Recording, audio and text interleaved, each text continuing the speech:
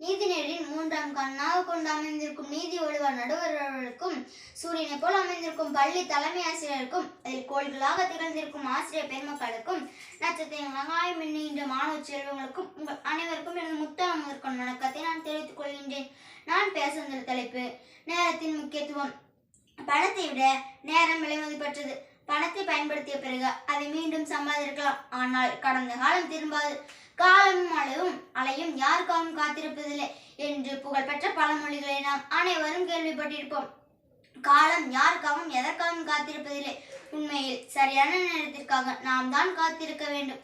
நேர மேலாண்மையானது நமது இலக்குகளை அடையவும் மேலும் நிறைவான வாழ்க்கையை வாழவும் உதவும் ஒரு முக்கியமான திறமையாகும்.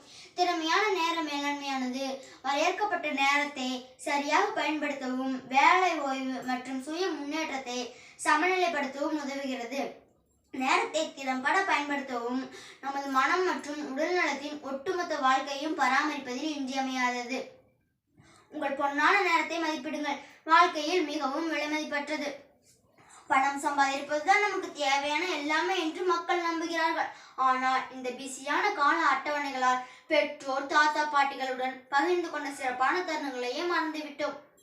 எனவே உங்கள் இலக்குகளை சரியான நேரத்தில் அடையுங்கள். அதே போல சிறிய தருணங்களை அனுபவிக்கவும் மற்றும் நேரத்தை மதிப்பிடவும் கற்றுக்கொண்டு புரிந்து கொள்ளுங்கள். நேரத்தை வீணடிப்பதற்கான காரணங்கள். இதில் முதலில் இடம் வகித்தது தொலைக்காட்சி பெட்டிதான்.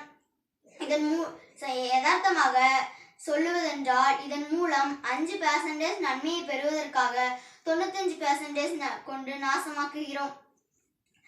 நேரத்தின் தன்மைகள். தீயோ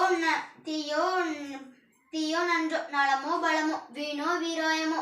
நேரத்தை பயன்படுத்தினாலும் அல்லது பயன்படுத்தாமல் விட்டாலும் நேரமானது சங்கிலி தொடர்பு போன்ற சீரான நன்மையை கொண்டு ஒவ்வொரு வினாடிக்கும் தொடர்ந்து கொண்டே இருக்கும். நேரத்தை நிரூபிக்க 5 வழிகள். தினசரி திட்டத்தை பயன்படுத்துதல், தெளிவான மற்றும் அடையக்கூடிய இலக்குகளை அமைத்தல், நேரத்தை வீணடிப்பவர்களை கண்டறிந்து நீக்குதல், இல்லை என்று சொல்ல கற்றுக்கொள்ளுதல், கவனச்சிதறல்கள் கவனம் செலுத்துதல் மற்றும் குறைத்தல். இன்று நமதாகட்டும், நாளை நம்பிக்கையாகட்டும். உங்கள் அனைவருக்கும் நன்றியை தெரிவித்துக் கொள்கின்றேன்.